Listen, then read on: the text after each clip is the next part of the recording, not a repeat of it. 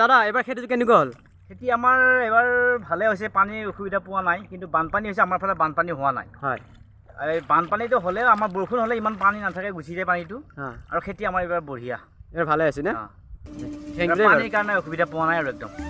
ঠিক আছে, thank U.